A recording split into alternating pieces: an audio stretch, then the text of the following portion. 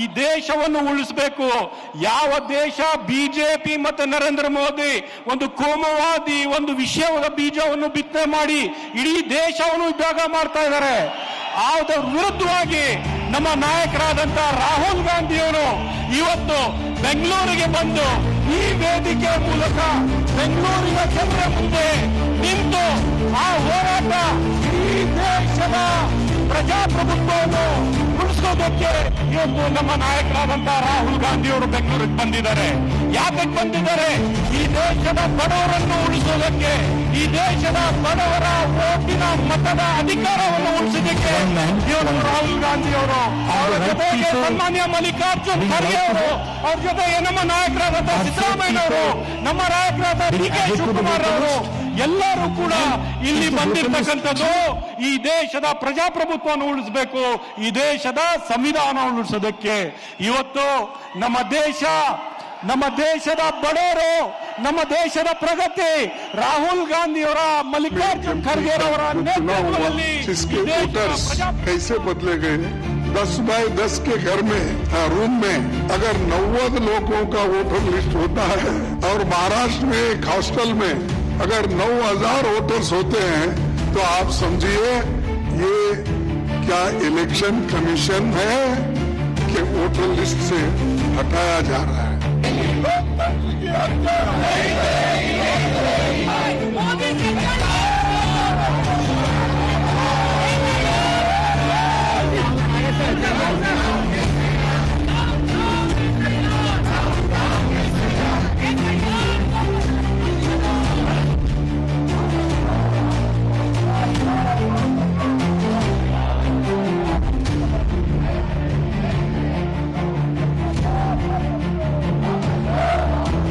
We have such proof that will show the whole country that the institution of the Election Commission does not exist.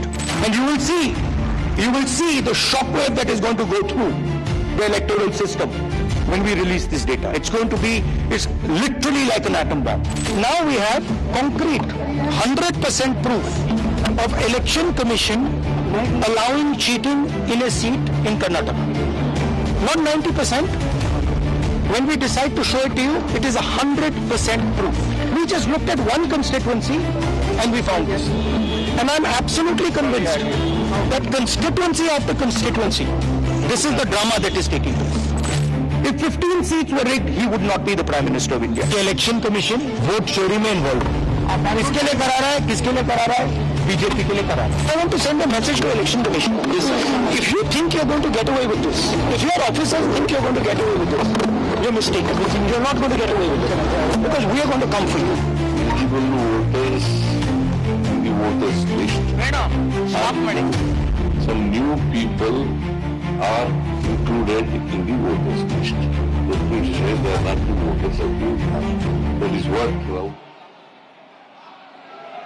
ದಯವಿಟ್ಟು ಎಲ್ಲರೂ ಸಾವಧಾನದಿಂದ ಕುತ್ಕೋಬೇಕು.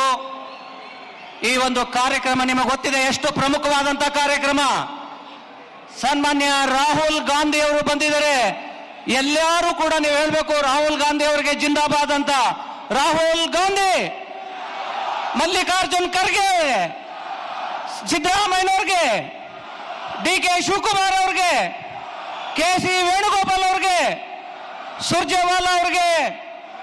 ಇವಾಗ ಒಂದೇ ಮಾತರಂ. ಇವಾಗ ಅದಾದ ನಂತರ ಕಾರ್ಯಕ್ರಮ ಪ್ರಾರಂಭ ಮಾಡ್ತೀವಿ. ದಯವಿಟ್ಟು ಸೇವಾದಳದವರು ಬಂದು ಒಂದೇ ಮಾತರಂ ಹೇಳಬೇಕು ಅಂತ ನಾನು ಕೇಳ್ಕೋತೀನಿ. ದಯವಿಟ್ಟು ಎಲ್ಲ ಎದ್ದು ನಿಂತುಕೊಂಡು ಒಂದೇ ಮಾತರಂಗೆ ಅಂತ ಧ್ವನಿಗೂಡಿಸ್ಬೇಕು ಅಂತ ಕೇಳ್ಕೊಳ್ತೀನಿ. सभाकक्ष सावधान. वंदे मातरम शुरू करेंगे.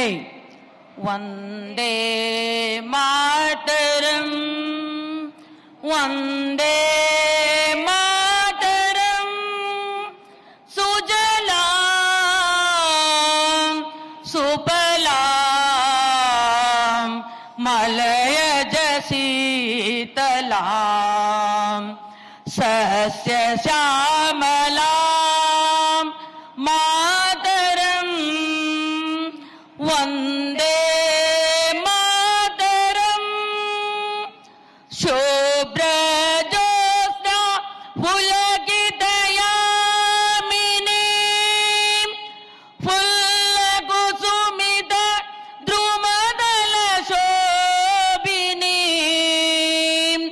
सुहासिनी सुमधुर भासिनी सुखदां वरदां मातरं वंदे मातरं वंदे मातरं।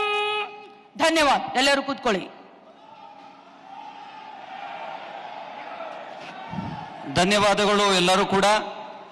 ಈ ಒಂದು ಐತಿಹಾಸಿಕ ಸಮಾರಂಭ ಇವತ್ತು ಏನ್ ನಡೀತಾ ಇದೆ, ಅಕ್ರಮ ಮತದಾನದ ವಿರುದ್ಧ ಇವತ್ತು ಕಾಂಗ್ರೆಸ್ ಪಕ್ಷ ಏನು ಇವತ್ತು ಧ್ವನಿ ಎತ್ತಿದೆ, ಅದರ ಪ್ರಕಾರ ನೀವೆಲ್ಲರೂ ಕೂಡ ಈ ಕಾರ್ಯಕ್ರಮಕ್ಕೆ ಸಾಕ್ಷಿಭೂತರಾಗಿದ್ದೀರಿ. ಇವತ್ತೊಂದು ದಿವಸ ಈ ಒಂದು ಕಾರ್ಯಕ್ರಮನ ವೆಲ್ಕಮ್ ಮಾಡಲಿದ್ದಕ್ಕೆ ನಮ್ಮ ಕರ್ನಾಟಕ ಪ್ರದೇಶ ಕಾಂಗ್ರೆಸ್ ಕಮಿಟಿಯ ಅಧ್ಯಕ್ಷರು ಉಪಮುಖ್ಯಮಂತ್ರಿಗಳು ಆದಂತ ಸನ್ಮಾನ್ಯ ಡಿ ಕೆ ಶಿವಕುಮಾರ್ ಅವರು ಬಂದು ಎಲ್ಲರನ್ನೂ ಸ್ವಾಗತ ಮಾಡಬೇಕು ಅಂತ ಈ ಮೂಲಕ ಕೇಳ್ಕೊಳ್ತೀನಿ.